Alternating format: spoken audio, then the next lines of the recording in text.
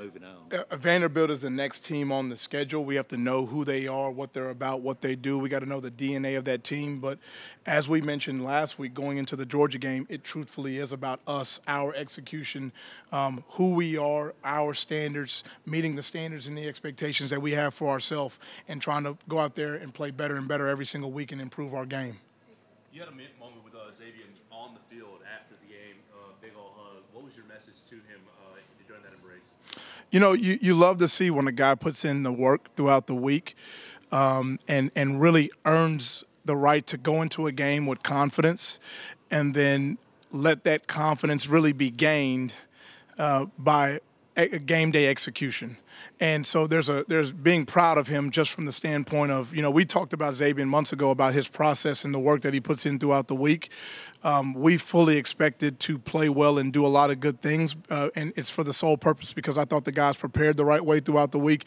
And so it's just a reminder and really just being proud of him and showing that hard work always pays off and the proper preparation leads to game day execution.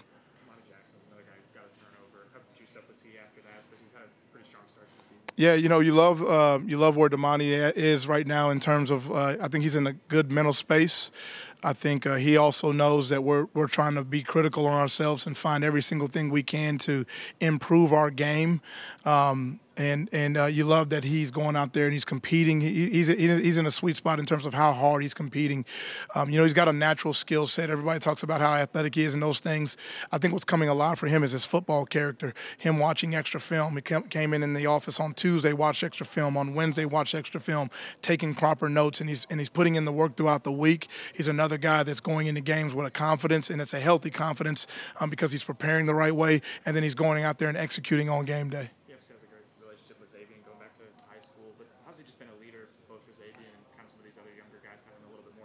You know, he's done a really good job of, like, just by nature of being one of the older guys in the room and having such a young room and so many freshmen around him. He's taken on some ownership in terms of, you know, being intentional with building personal relationships with each one of the guys and trying to have those personal relationships build trust where he can be in a position to lead guys. And I think he's done a really good job since he stepped in January. He's been real humble with the guys, really kind of putting an arm around guys, real encouraging with the guys. And I think, you know, he's out there making plays on Saturday, which also helps your voice. It helps you have a bigger voice when you can back up what you're saying with the actual performance. But his heart's in a good place. His head's in a good place with how he wants to lead the guys. And I think guys are taking ownership to what he's saying as well. Coach Long, we talked about how difficult it was to play against Georgia when they were basically going for it on every fourth down. How does that change for the defensive backs? How does that change for you guys? What was your messaging with that kind of approach from Jordan? Right. You know, we probably all expected, you know, a lot of tight games and back and forth, and then you look up and maybe we're up a few scores, which kind of shifts the dynamic of the approach of how an offense is going to now look at you, because at a certain point you're just going to run out of possessions. So you're almost playing a lot of the third, mid-third, all the way in the fourth quarter as 2 minutes throughout the entire game. So, you know, we've talked about internally as a staff, you know, hey, what would we adjust? What would we change? What do we need to emphasize? If we're in this situation again, how would we do this differently? And just peeling back the layers of the game and knowing, okay, hey, here's what went right. Here's the things that we need to improve upon. But, hey, if we're ever in this situation again, here's some calls we could go to. Here's what we could do in this situation. And just always, you know, it's a continuous process of, okay, here's what happened in the game and how do we improve upon the things we didn't do well at. Question for you about the substitutions. Every staff in the country rotates on the defensive line, but this staff does more rotations at linebacker and DB than I've seen. What's the logic behind that?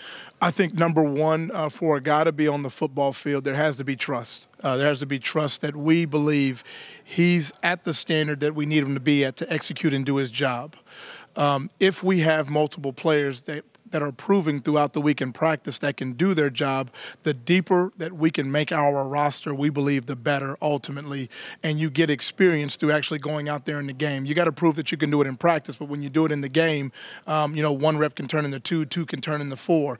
We know that when you play long seasons, at times we're going to be called upon to maybe not have necessarily our star players go out there and do well for us. It may be an unlikely hero. It may be maybe a depth guy or a guy that's taking backup reps in August that we're going to rely upon maybe in October, November, December to go out there and make a play for us. So we're trying to always continue to find ways to build depth on our roster, and we're doing that with practice reps and also game day experience. And if you're earning the right by way of execution to be on that football field and the 10 other guys can trust you, we want to have the deepest team possible going into the later parts of the season. Speaking of practice, you hear iron sharpens iron all the time. What's it like out there?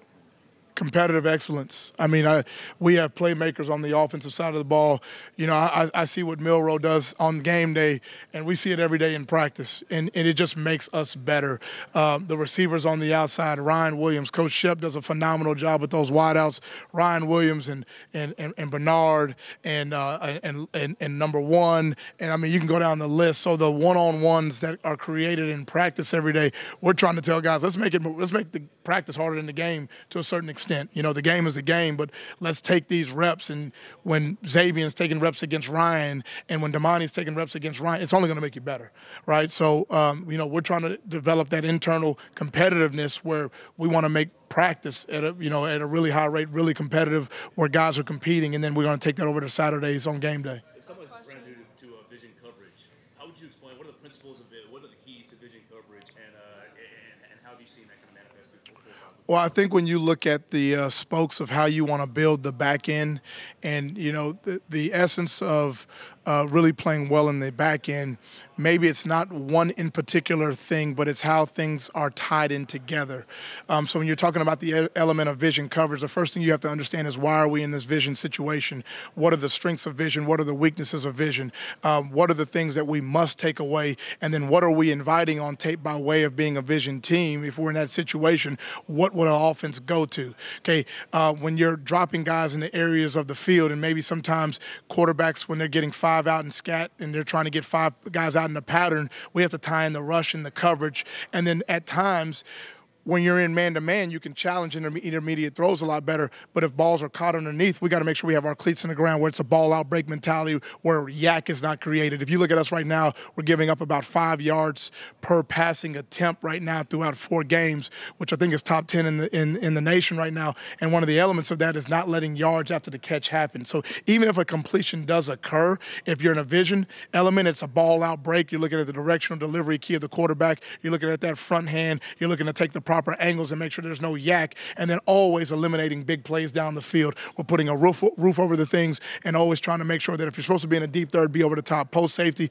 make sure you have depth to the defense. Your post, deep as the deepest in the post, seam to seam, pick it or hit it, numbers and numbers, tips and overthrows. It's a ball-out break mindset, and just trying to tie in how we move from vision to man to match to zone, complement it all in together, have this pre-snap disguise, and make sure that we're giving quarterbacks as much possible stress before the ball turns over as possible to identify what we're in.